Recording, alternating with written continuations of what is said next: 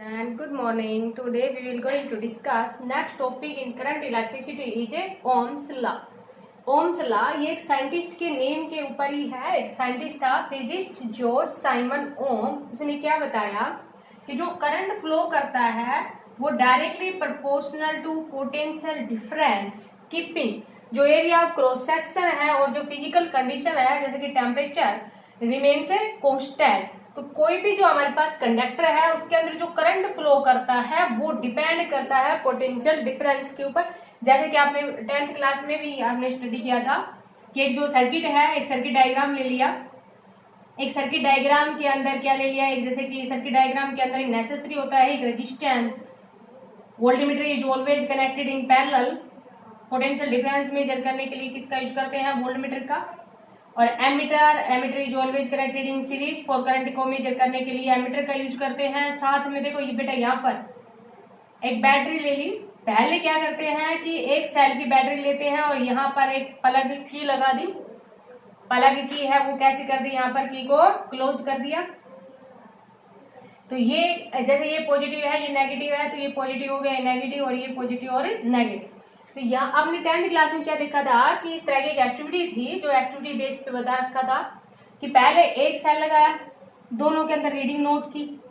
फिर क्या किया, यहाँ पर 2 सेल लगाए, फिर दोनों के अंदर रीडिंग नोट की, फिर 3 सेल लगाए एंड सो ऑन। इस प्रकार से करते गए तो क्या मिला हर बार कि जो रेशियो था V/I वो हमेशा कॉन्स्टेंट मिला। और उस कॉन्स्टेंट को किसका नाम दिया था, रेजिस्टेंस का नाम दिया था।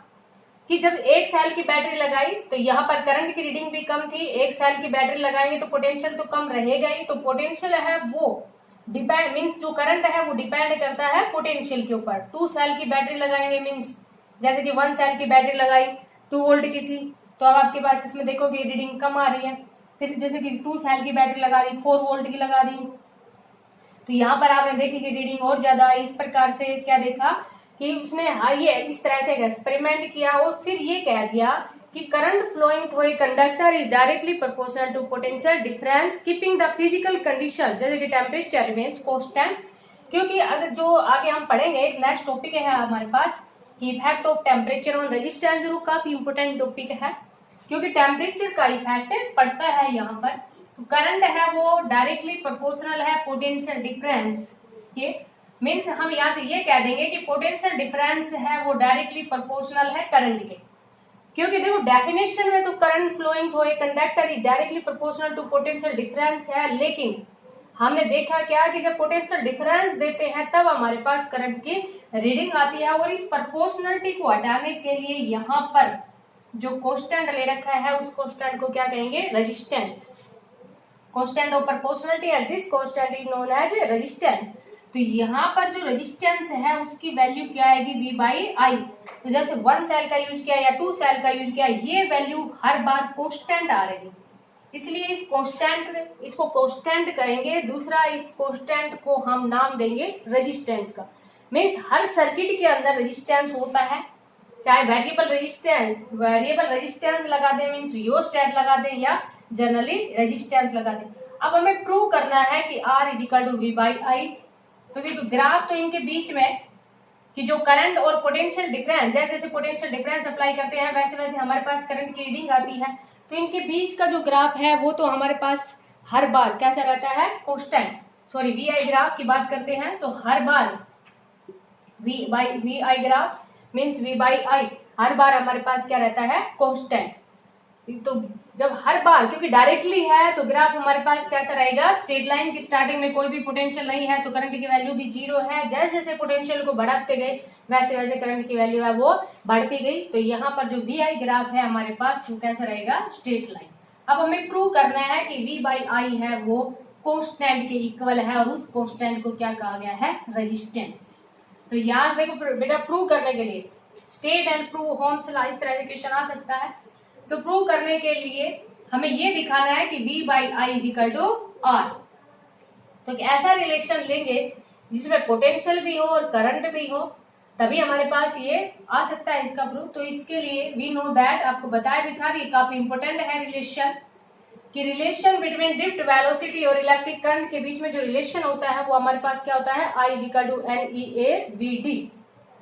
अब देखो यहाँ पर वी डी है और हमें तो वी चाहिए ना, we know that V D is equal to कितना होता है ई टाउ बाई एम, ये वैल्यू हम यहाँ पर पुट कर देंगे, N E A B D की जगह ई टाउ बाई एम।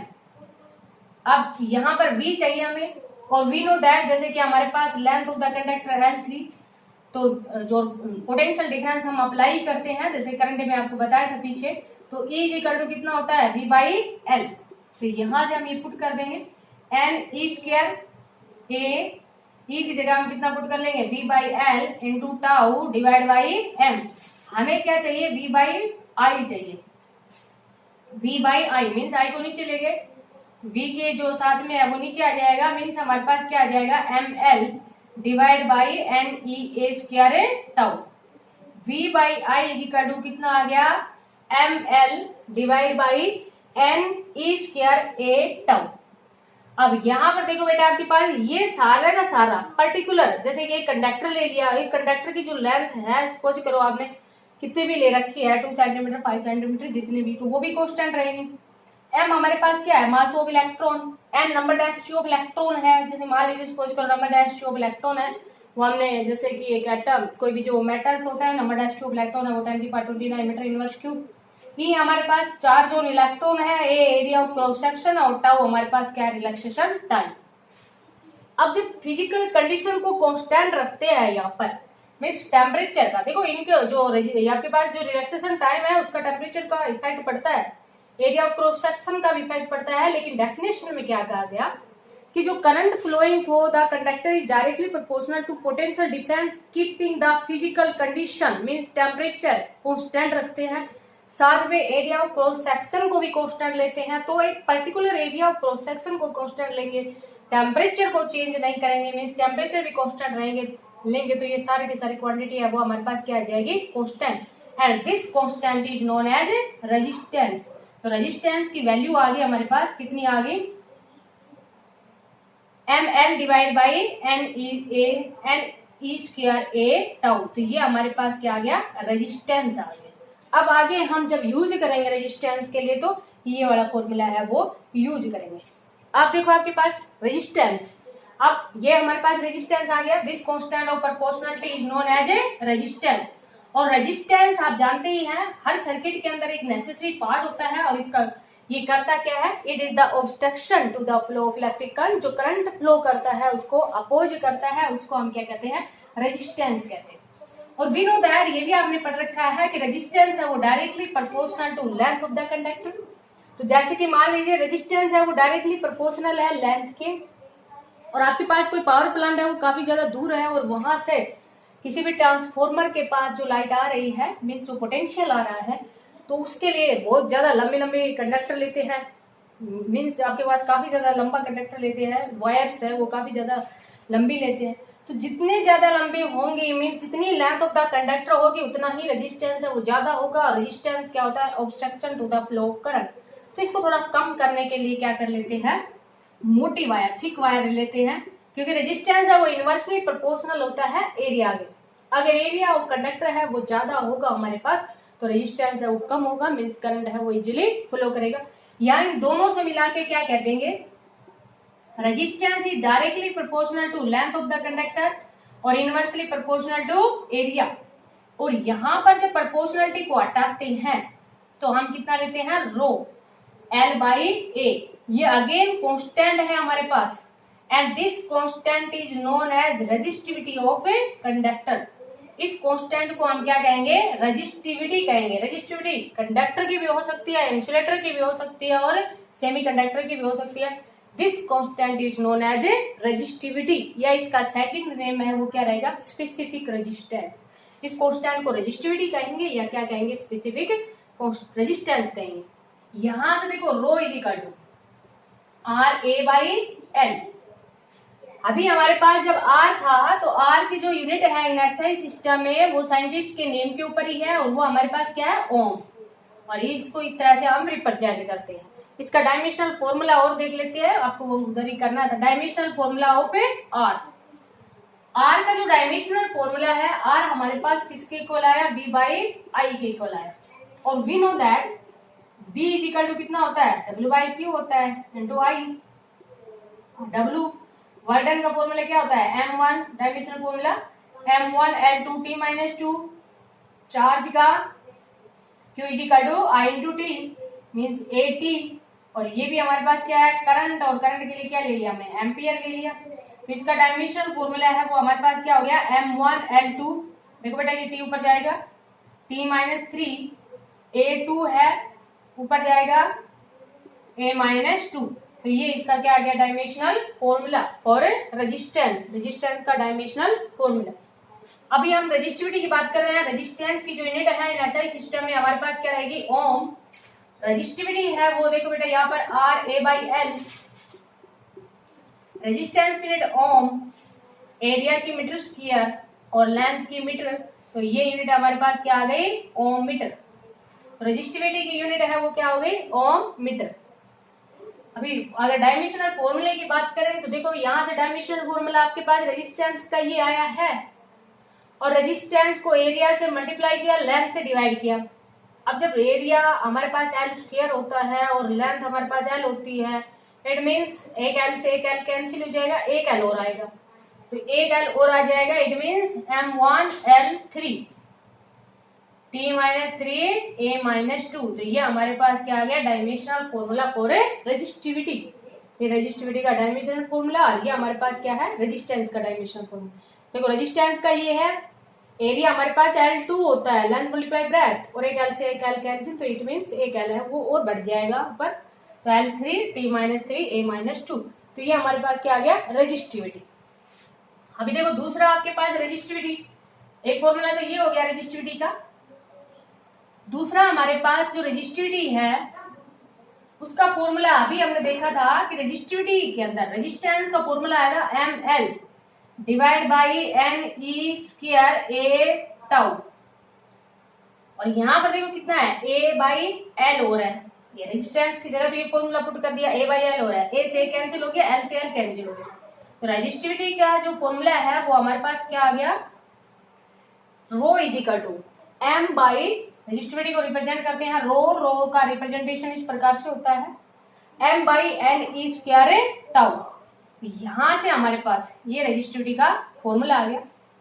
अब यहां देखो आप देख रहे हो बेटा कि अगर लेंथ ऑफ द कंडक्टर को इंक्रीज कर दिया जाए तो व्हाट इफेक्ट ऑफ रेजिस्टिविटी, जैसे कि मान लीजिए आपके पास कोई क्वेश्चन दे दिया कि स्टार्टिंग में जो रेजिस्टेंस है, रेजिस्टिविटी है वो आपके पास जैसे इस तरह, if length of the conductor is increases the resistivity is increase decrease, या क्या इफेक्ट पड़ेगा, तो देखो बेटा यहाँ पर लेंथ नहीं आया ना, तो लेंथ का रेजिस्टिविटी के ऊपर कोई इफेक्ट नहीं पड़ता। इसी तरह से एरिया का भी इसके ऊपर कोई इफेक्ट नहीं पड़ता।